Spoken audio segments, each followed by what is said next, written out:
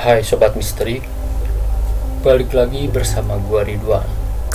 Lu udah denger gak kasus yang lagi viral baru-baru ini di TikTok, yang mana seorang senior dari Universitas Indonesia dengan keji membunuh juniornya sendiri karena ingin memiliki barang mewah yang ia punya. Oke, kali ini gua bakal membahas kasus viral mahasiswa UI membunuh junior demi melunasi pinjol. Sebelum mulai ke ceritanya, jangan lupa untuk like, komen, dan subscribe. Dan di-share juga sekiranya teman atau saudara lu yang suka konten horor kayak gini. Oke, penasaran? Setelah pesan-pesan berikut ini.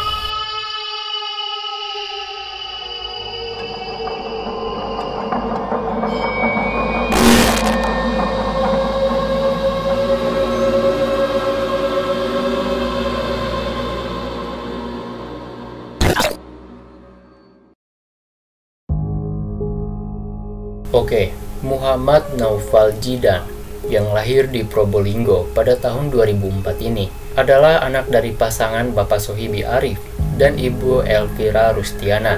Zidan memulai studinya sebagai mahasiswa Universitas Indonesia dan mengambil program studi sastra Rusia pada tahun 2022. Zidan pun berhasil diterima di UI melalui jalur seleksi nasional tanpa tes pada tahun 2022. Ia mengambil studi sastra Rusia ini karena ibunya sendiri, yaitu Elvira Rustiana, suka banget ngeposting dirinya di sosial media menggunakan bahasa Rusia. Mungkin itulah yang mendorong Zidan untuk mengambil sastra Rusia. Zidan juga dikenal sebagai siswa yang aktif, berprestasi, dan gampang bergaul dengan orang lain. Selain itu, dalam menggunakan sosial media pun, Zidan aktif banget dan sering nih ngepost kegiatannya sehari-hari di kampus. Bahkan, Zidan salah satu fans dari rapper terkenal seperti Casey dan Rich Brian. Mana nih penggemar Casey dan Rich Brian? Coba komen di bawah. Tepatnya pada hari Rabu 2 Agustus 2023 pada jam 18.30 WIB, pelaku yaitu Altaf, gua singkat namanya karena susah buat disebutin, berusia 23 tahun ini mengantarkan pulang Zidan ke kosannya yang berada di Jalan Plakali Raya, Kecamatan Beji, Kota Depok. Menurut info juga, jadi si Altaf dan si Zidan ini memang teman dekat, baik di kampus ataupun di luar kampus. Ketika udah di gerbang kosannya ini, terlihat di kamera CCTV, keduanya ini lagi ngobrol-ngobrol saat mau menuju kamar kosan. Namun ternyata Altaf sudah mengantongi sebuah pisau lipat yang sempat ia simpan di dalam joknya.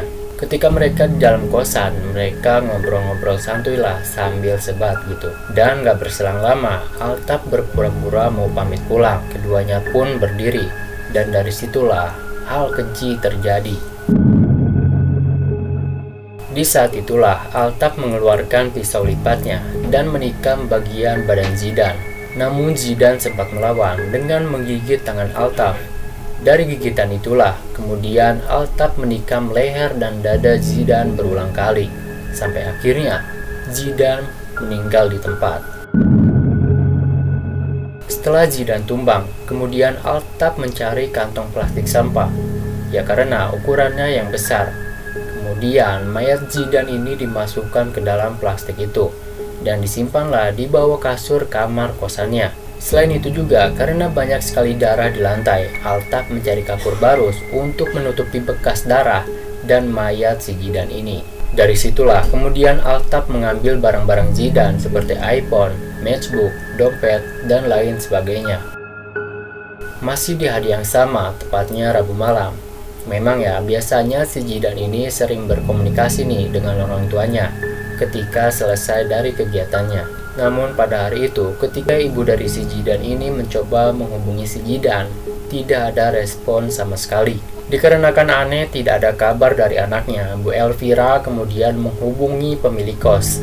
Kemudian pemilik kos mengeceklah kondisi Zidan di kamarnya. Setelah beberapa kali panggilan dan ketukan, tetap tidak ada respon dari dalam.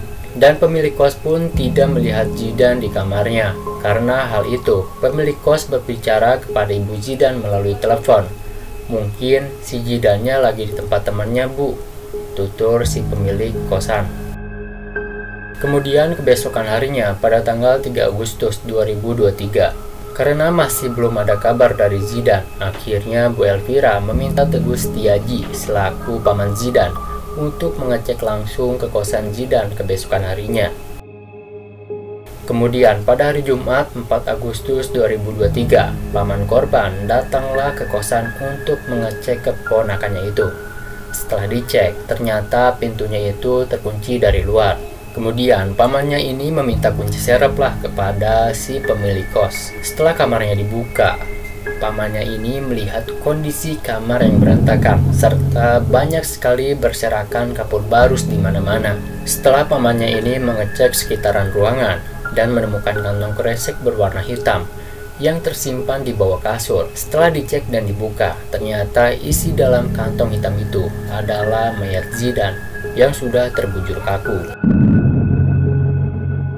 Pamannya pun kemudian mentelepon polisi atas laporan penemuan mayat keponakannya tersebut. Gak berselang lama, kepolisian Depok datang ke TKP mencari bukti dan saksi yang berada di lokasi. Setelah dilakukan investigasi dan kurang dari 3 jam atas bukti dari rekaman CCTV, pihak kepolisian berhasil meringkus Altaf di dalam kosannya dan dibawalah ke kantor polisi Depok.